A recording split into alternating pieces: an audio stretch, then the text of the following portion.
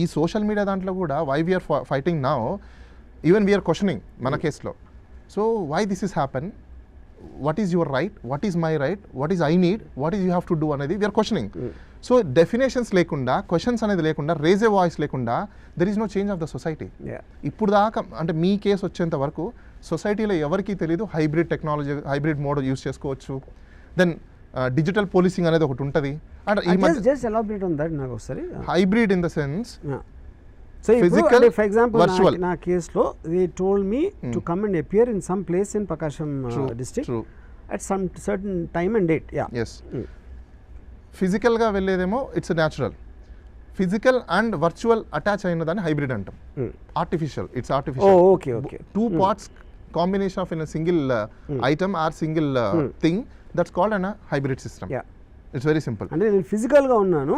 Yes, exactly. Video lo, but it's a virtual. Yeah, correct. So that is called, it's a hybrid. My physical presence is there. Yeah. But it's not virtually. Necessarily with you. Exactly. It's a virtually. So that is called a hybrid system. Some certain cases, some exemptional cases, some exceptional cases or circumstances cases, Supreme Court or some Delhi High Court also ruled that accused ni investigation virtual kuda cheyochu. Adi depends upon. Heinous crimes lo kudaradu. Yeah. See, this is a social crime. Like a murder or yes, అలాంటి కుదరదు. మనం ఏమంటున్నామంటే this ఈ cyber crime. Cyber క్రైమ్లో physical appearance ఏం అవసరం ఉంటుంది? See the evidence is air క్లౌడ్లో ఉంది, నేను కొత్తగా తయారు చేసే ఎవిడెన్స్ లేవు, దాన్ని ఇంట్రాగేషన్ చేసి తీసుకోవాల్సిన ఇన్ఫర్మేషన్ లేదు.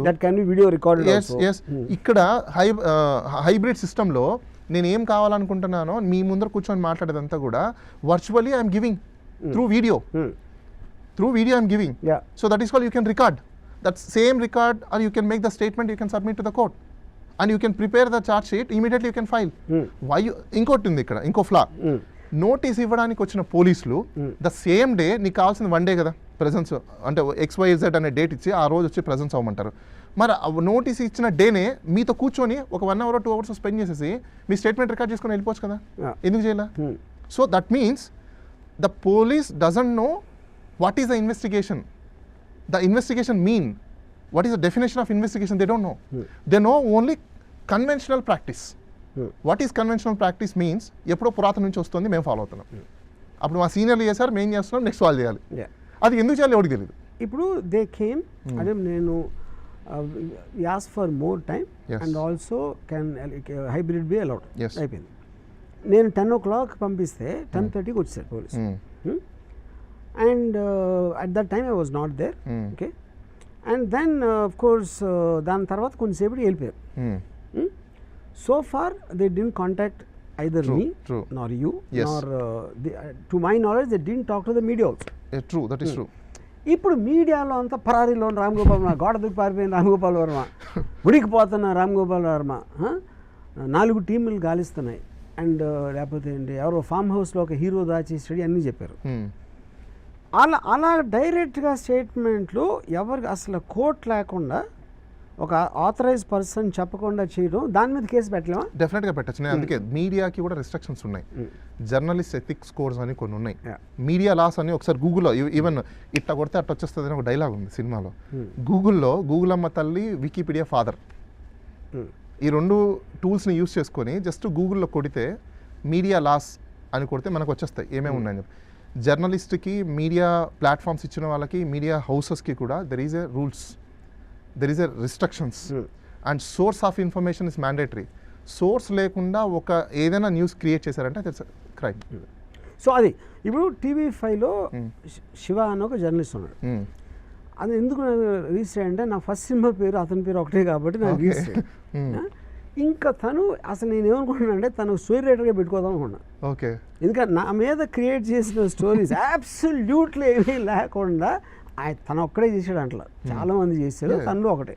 నాకు రిజిస్టర్ అయింది శివ పేరు మూలం, బికాస్ ఆఫ్ అతను ప్రెజెంటేషన్ ఇచ్చాడు. What ever. I find it you are constantly trying to tell someone something which is not true at all. Yes. Adi, and he is trying to ఏమంటారు దాన్ని, అబద్ధాన్ని నిజంలాగా ప్రూవ్ చేయడానికి try చేసేది bigger క్రైమా, నేను నవ్వించడానికి tweet పెట్టింది bigger క్రైమా అనేది నాకు అర్థం కాదు. లాఫ్ అనేది it's funny is not a crime. when you want to so say ఇప్పుడు నాకు expression of believing. డైరెక్ట్గా ప్రూవ్ ఆడ అబద్ధాలని చెప్పి ప్రూవ్ చేసేది డైరెక్ట్గా ఉన్నప్పుడు is not taking a quote from the police, True. Is not taking something from my Yes, people yes. or whatever it is. So I am just planning to put a case on him just to test the thing of what can happen. You can, because I'll tell you one thing.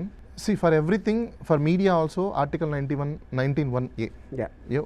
The freedom of expressions, media rights is there, but there is a restrictions again. Media also, without source of information.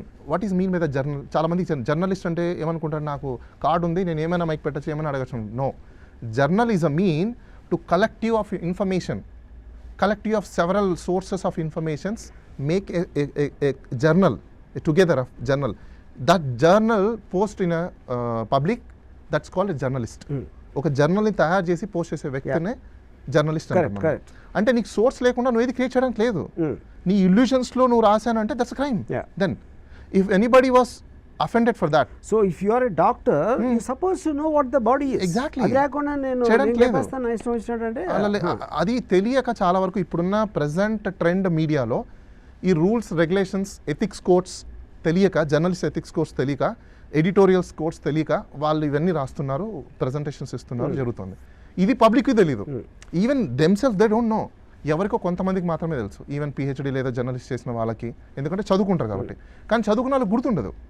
until unless if anybody was enforced. ఇప్పుడు మీరు enforce చేయాలనుకుంటున్నారు, definitely మీరు enforce చేశారనుకోండి, ఇలాంటి sequence of events, source లేని informations మీడియాలో ఉంటే వాళ్ళ లైసెన్స్ క్యాన్సిల్ అవుతుంది. ఇది పోలీస్ స్టేషన్లో కాదు కంప్లైంట్ చేయాల్సిందే. పర్సన్ మీద అయితే పోలీస్ స్టేషన్లో కంప్లైంట్ చేయాలి. మీడియా హౌసెస్లో ఒకవేళ మీడియా హౌస్ మీద కంప్లైంట్ పెట్టాలి అంటే దీనికి ఇన్ఫర్మేషన్ బ్రాడ్కాస్టింగ్ ఒకటి ఉంది, శాటిలైట్, వాళ్ళకి కంప్లైంట్ చేయాలి. ఒకవేళ ప్రింట్ మీడియా అనుకోండి, దానికి పిఐబి ఒకటి ఉంది, RNIలో రిజిస్ట్రేషన్ చేసుకుంటారు, అక్కడ వీళ్ళకి కంప్లైంట్ చేయాలి, because they are the authority. What you feel should be done with the social media మీ ప్రకారం? See, social media is a very good tool. Anybody can express the reasonability, their views. ఎందుకంటే ఇప్పట్లో not only in India, entire the world almost 50 to 60% disorders ఉన్నారు, psychological disorders. Reason ఎందుకు చెప్తాను నేను మీకు. ఒక మనిషితో ఇంకో మనిషి మాట్లాడే, ఎక్స్ప్రెషన్ చేసేంత సిచ్యువేషన్స్ ఇప్పట్లో లేవు. సో వాడు ఎవరితో మాట్లాడాలి, ఎవరి దగ్గర ఎక్స్ప్రెస్ చేయాలి? పుట్టితే తల్లిదండ్రుల దగ్గర ఎక్స్ప్రెస్ చేయడానికి లేదు, ఎందుకంటే 15 years ఎడ్యుకేషన్కి అయిపోతుంది. ఎడ్యుకేషన్ అయిపోయిన తర్వాత ఇంటర్మీడియట్, డిగ్రీ, బీటెక్ వచ్చేసరికి కాలేజ్ డేస్లో అయిపోతుంది. తర్వాత మ్యారేజ్ లైఫ్, ఇంకా మిగతా అక్కడికే 6 years over. Where I have to go and express myself, what is I am. అది ఒకప్పుడు ఉండేది, మనకు ఈరోజు లేదు. So social media it's such a kind of a platform, artificial human being. అది it's artificial human being. When it is an artificial human being, that is the real human being. Yes, exactly.